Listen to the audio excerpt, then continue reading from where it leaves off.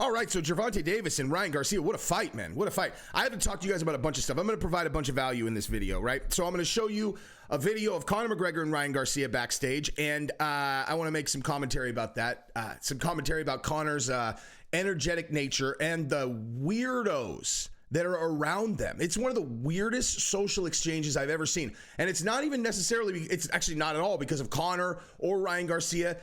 It's like this realization that I had watching it. I also obviously am going to talk about the fight, and then I want to show you this clip from this doctor that put out this video explaining exactly what happens physiologically from a shot like that. So we'll talk about all of those things. Now, before I get into it, if you don't mind subscribing to the channel, that's what helps tell the algorithm that you think I'm doing a good job. So if you subscribe to the channel, ring the bell if you want to know when I upload, etc. But that's what I ask. If you watch my content, then please just subscribe to the channel. Click a button one time, forget about it. We're handshaking. I would do it if you asked me to do it. That's a fact.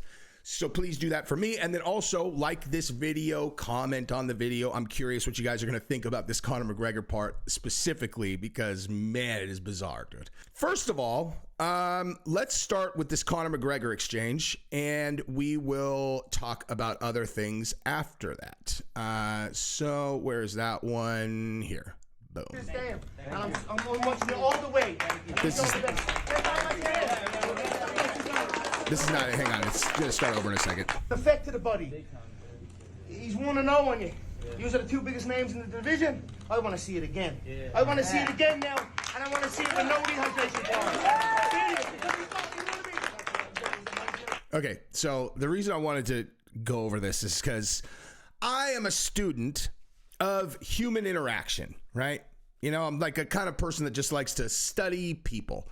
And I'm just going to say Conor seems a little extra, you know, like he seems like he's got a little extra, and that's fine because he can do whatever he wants. I am in no position to judge anyone on what they want to put in their body and, you know, how they want to roll. I mean, maybe he's dead. Maybe this is Conor dead sober, maybe, you know, or maybe, I don't know. I really actually don't know. It just seems like he's got a lot of energy right now, and that's fine. That's good. I probably would do the same. Well, no, like for sure I would do the same thing. But here's what is super weird about this entire exchange for me, okay? And I promise we'll watch more of it, and I'll, you know, look at how this is going, okay? You got Conor McGregor having a conversation with Ryan Garcia where he's trying to cheer him up, right? Like, this is a man-to-man moment, right? Conor is talking as if he's like a preacher in a church, and the people who are around are clapping as if it's some kind of show. Like, this is what I'm saying. Like, when you become a star as big as Conor, this is why people go crazy. It's because no matter what you do, you have a bunch of clapping seals around you. Like, look at these. They're like, oh. Like, Conor's like, I want to see it again. I want to see it again. Like, he's not talking to Ryan. He's talking to the whole room. You know what I mean? Like, he's not talking to Ryan right there. He's like, well, I want to see it again. He's like, give it a, come on. And the whole, and the reason he's doing that is because the whole room is going like this, like, oh my God, what is he going to tell him? Oh God, what is Conor McGregor going to say to Ryan Garcia? Oh, amazing. Incredible. Incredible. Shut up, you fucking weirdos. Jesus. You want to know why none of you guys have any cool, famous friends? It's because you treat them like that, dude. That's not how humans interact with each other. You want to know what's different about a famous, wealthy athlete? Nothing. Nothing. Treat them as if you just met one of your kids' like friend's dad. What's up, man? How are you? Good. And then immediately they're like, oh, this guy's cool. And then you could be friends with them as opposed to a clapping seal weirdo who's waiting on bated breath. What's he gonna say to Ryan Garcia? Oh my gosh. Oh, Conor. It's so fucking weird. Let's continue. But you are classy too. You should take him with the lead hook. Mate, all the respect in the world to you. You're the future. The future is staying. And I'm watching you all the way. I wish you all the best. Okay, so Conor is cool. Conor is trying to cheer him up. He knows what it's like to lose like that. He's being a good dude. He's got a great outfit. Conor's so fucking stylish, man. Man, he dresses well, dude. And nonetheless, right? Like, Conor's being nice there, obviously. But do you see what I'm saying? Like, where Conor, like, this is what it's like to be this famous. He's just like having a conversation with Ryan, like, hey, man, you were crafty. I'm going to be watching whatever. And this is what he has to deal with. Effect to the body. He's 1-0 on you. These are the two biggest names in the division. I want to see it again. I want to see it again now, and I want to see it with no rehydration bars. But you're classy too. You tried to peg him with the lead hook. Mate, all the respect in the world to you. You're the future. The future is there. And I'm watching you all the way. And I wish you all the best. Oh, God. I'm so happy that I was able to be here and witness this incredible moment where these two giant Greek gods spoke to each other, and little old me was here on the side. I got to witness it. Jesus, man. It is embarrassing. Embarrassing. Okay? I won't clap for another dude talking to another dude about anything ever. That's just weird. Who would clap? Incredible speech, Conor McGregor. What the fuck? I don't know, man. I don't know. That's why I don't do the thing. Hey, can we have a photograph, dude? Maybe if I'm ever like a much bigger deal, I will do that, because like I said, I saw Chuck Liddell do that to Mike McDaniel, and I was like, damn. McDaniel done made it big when Chuck Liddell just straight up fanned out on him. Hey, man, I'm sorry, I got to get a picture with you. I was like, damn.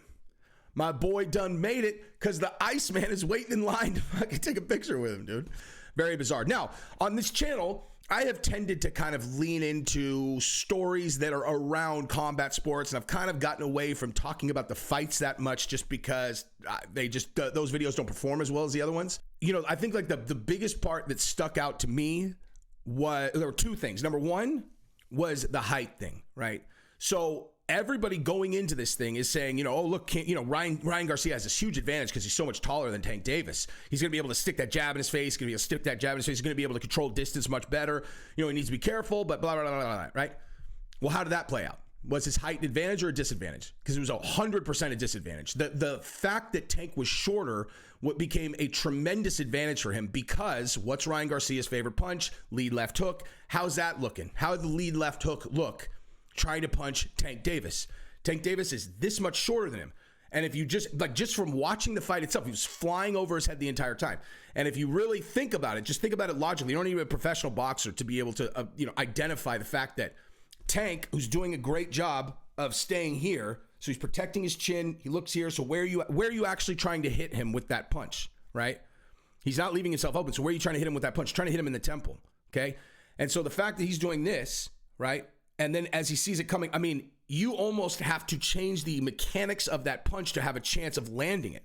And so Garcia, and these guys at this level, their muscle memory of how they throw these punches is so ridiculously ingrained. And I mean, honestly, I think whenever they do a rematch, he's going to have to train to change he's like, instead of here, he's going to have to literally almost turn that thing over so that he's coming down on his head, because he's just not going to be able to hit him any other way.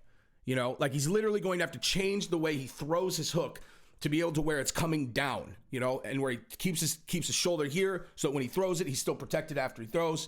But if he does that, I think he'll have a much better chance of winning this fight. Also, Tank Davis is so fast, and he's so precise, and he's so good. It's fascinating to watch him fight. Now, everybody knows that he starts a little bit slow. And in this fight, Ryan Garcia did not allow him to start slow. That's the thing, is like, you know, obviously from a strategy standpoint, he went out and he was going to bully him in the first two rounds. Oh, well, I'm sorry, actually, first round, he felt him out. I think now in hindsight, you know, the first round was really like a feeling out process. They were both just kind of measuring each other. Ryan was throwing a lot of jabs. He kind of stole the first round just from a lack of output from Gervonta. But then he came out in the second round, and all of a sudden it was like, oh, he's going full throttle. Now he's going to start bullying Tank around. And he was doing very, very well right up until he overcommitted on one shot and Tank put him down. And it was like, wow, that's the moment where you're like, okay, so this is the actual makeup of this fight right here. That's how good Tank actually is. Because you never know, because Tank's never fought a guy like Ryan Garcia. He's never fought someone as good as Ryan. So you can look at his old stuff and you're like, okay, yeah, he's a sniper. He'll put guys down. Like, so, you know, just like breaking it down, you know, an outcome like that is there. If Ryan overcommits, he could put him down with a shot. But once you actually see it, and you see how precise that counter was, it's like, okay, so that's what we're dealing with. Because Ryan was bullying him, dude. He was bullying him. There's no other way to even describe it. In the second round, he was bullying him. Tank's tying up, and he's throwing shots he's hitting him with his wrist. He was bullying him in the clinch. And then Tank put him down, and then that was the last of that. It was like, yeah, so you overcommit, you're going to get put down. So the body shot that put him down was just a great exchange. And, I mean, Tank, just his output is really impressive because he's so surgical with what punches he throws. And when he throws them, he intends to land them. Like, he's not measuring, he's not doing any of that. Like, he is trying to land every single time, and he's trying to land where it's meaningful. And that body shot that he hit him with, as we're going to get into in a second, was straight on the liver. Now I'm going to show you this doctor's video, which is fascinating, about the kind of biological effects of that shot. Let's go ahead and watch the liver shot, though. Boom. The first thing to understand is just basic anatomy of where a body shot like this lands and how it's going to affect the organs that lie beneath where that impact is being transmitted. So of course, the liver is an organ within the body that sits in the right upper quadrant of the abdomen. So it's going to be sitting right up here, and it's actually normally protected by the rib cage. Our bodies are designed smart. We have the rib cage partially protecting the liver. But it's also a downside whenever you're talking about a fight. Here we can see actually a little bit of where that rib cage is going to be in Ryan Garcia, and that liver is sitting right behind that rib cage, right up against that area. What that means is whenever this shot comes in here from Davis, the impact is going to first be absorbed by Garcia's rib cage, but that force is going to be transmitted further into the body. And what's going to take the brunt of that force?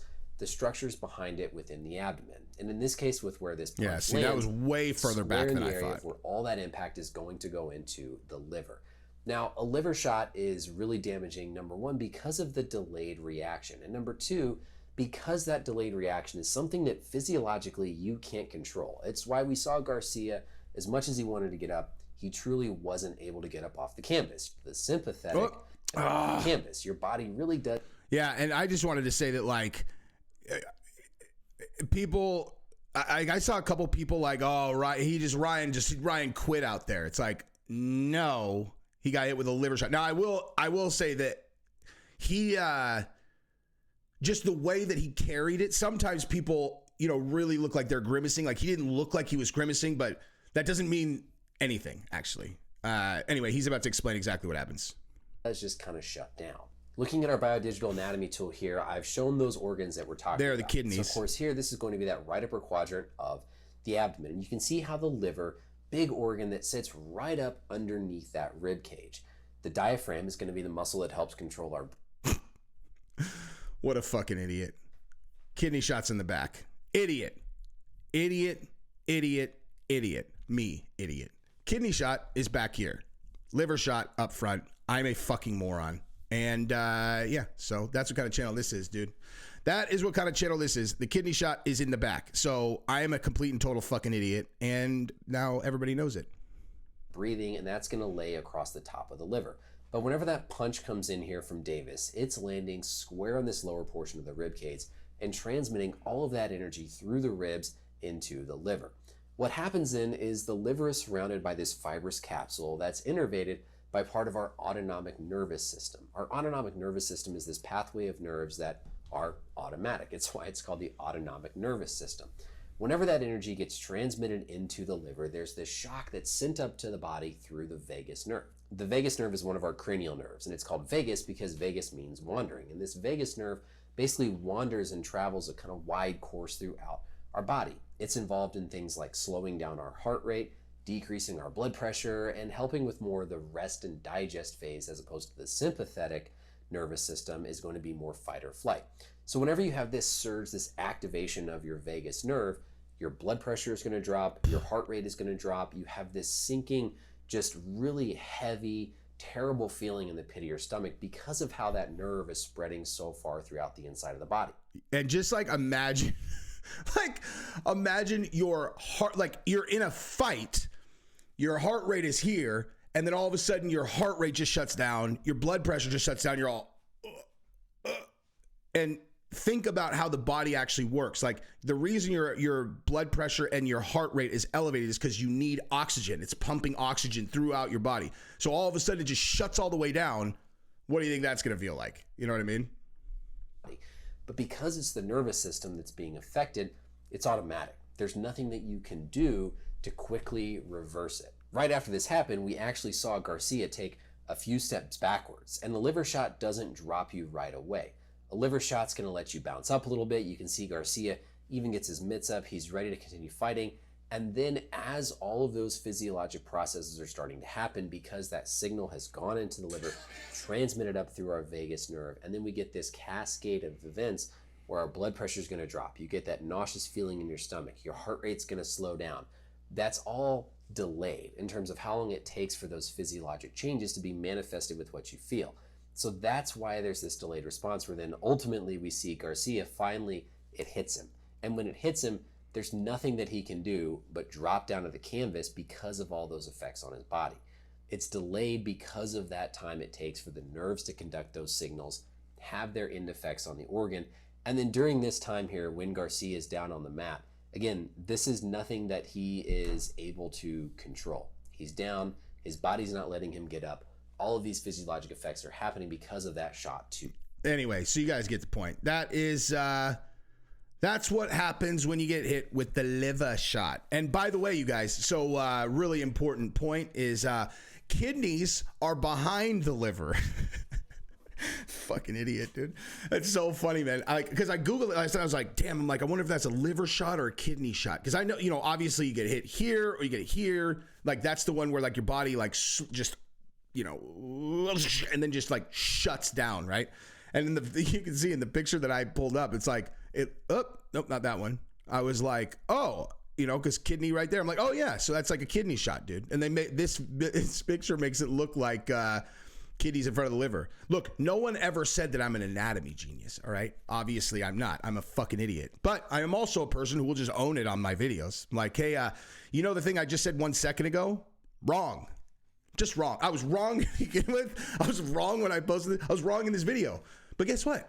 Now I know. Look at that. That's how you learn things. That's how you learn things. Yeah, so the last thing I want to talk about is DAZN and their fantastic tech platform that did not have any problems at all last night. Problems to the... I actually couldn't watch the fight through DAZN, even though I bought it through DAZN. So I want to tell you guys exactly what that was like and see if any of you guys experienced a similar thing. So DAZN gave me a $25 discount because I'm a member to DAZN as opposed to buying it through Showtime. It was $60 through DAZN. It was $84.99 if you bought it through Showtime. Whoop-de-doo. Oh my God, I'm so glad I'm a member. So I clicked 60, bought it, rock and roll, click, watch the thing, and it takes me to a page that says restore purchase. And I was like, okay, restore purchase, I already did it.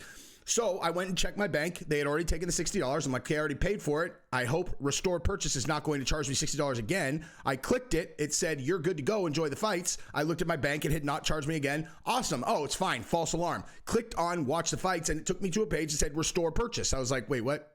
I just did this. So I clicked restore purchase again. It said, awesome, success. Enjoy the fights. Click on the fight. Brings me back to a page that says restore purchase. I was like, I think there's something wrong. And then I look and it says, oh, the fight is starting yesterday at 7 p.m. I was like, yesterday at 7 p.m. Okay, maybe they've got the time wrong. I'm in Central. Maybe it'll just be like 9 p.m. here. Maybe I have like the times all wrong. So I waited till 9:01 p.m., clicked on it, and guess what happened? Restore purchase. What is happening? What is happening? So I went to DAZN's Twitter and they said, oh, we know that some people are having problems with the platform. Don't worry, you'll be able to watch it, inside of a few minutes from when you did the purchase. Now, by this point, it's been like an hour since I did it, and I'm like, that is not accurate. And then so people kept on posting, no, we're having the same problem. They're all seeing the same screen. And ultimately, I had to use a stream link and steal. Well, I mean, depends on how you classify steal. I watched it through a free link that people were using to steal the fight because I couldn't watch it through the platform which I had paid $60 to watch it through. And so that is what I did. Now, here's the question that I'm going to ask all of you. Should I ask for a refund from DAZN? I'm not going to because I don't steal fights. That is a principle that I have. I don't steal fights, period. And so I'm not going to ask for a refund because I was able to watch the fight. However, get it together because I know a lot of people are going to. A lot of people got the streaming link and they're going to ask for a refund. I don't really know what the ethics on that are. You said that if we pay you, we can watch it through your platform, and you couldn't. Now, I personally, like I said, I don't steal fights, so I'm not going to ask for a refund. But get it together, dude. It's the biggest fight of the year. You have any idea? Like, this is coming from a person who has built and sold a platform that did a lot of like data streaming, sports based, etc. for two, actually. I was a C-level executive chief product officer for another product similar to this, lots of streaming data, etc. And so what I can say is this: there are a million ways to pressure test your platform to find out if it's going to hold up when you launch. Now, I had a disastrous launch one time. The matter of fact, the company that I was the chief product officer for, and I told them it's not ready. It's not ready. It's not ready. We haven't even pressure tested it. We can't just launch. Can't just launch. They were like, no, we have to launch. We have to launch. I'm like, all right, well, don't say I didn't warn you. And it crashed. It crashed. But that was not the same as an established pay-per-view DAZN. And also, I told them for 100% sure it was going to crash, and then it crashed. But yeah, DAZN, very established company, very established tech platform, have run successful fights through it. What is going on? How could that have happened? I don't understand. I mean, like, you had just basic errors. It said that it was it said that the start time was the day before. You know what I mean? Like, just that, like, at least like we can just point, like, the thing that said watch now says Friday at 7. It's Saturday. The fight is on Saturday. What are we doing? Do we have any QA over there? Now, listen, I might come out of, tech retirement if DAZN wanted to put me on in a position where I can help. But that's just because I love combat sports. I love boxing, and, I have experience. I'm not seriously asking for a job, but I'd be open to a conversation because that was all very avoidable. It's a very avoidable thing. And they're going to be dealing with a lot of fallout because who's going to have to eat the money that they have to pay back on the pay-per-views? It ain't going to be the boxers, dude. It's going to be DAZN. The boxers are going to go, no, we did our job. Those people paid. If you have to refund them because your tech didn't work, that's your fault. That comes out of your pocket, not out of ours. Or at the very least, they're going to have to haggle over that stuff. It's a serious problem because a lot of people were having that problem. So I'm just going to point that out and say, shit happens. It's happened to the UFC before. It was a long time ago. Never happens anymore. Ever, ever, ever. But DAZN, dude, come on. Biggest fight of the year. Get it together. Anyway, so that is what I've got for you guys. I love you guys. Subscribe to the channel. Tell all your friends. And like the video. Comment on the video. Peace.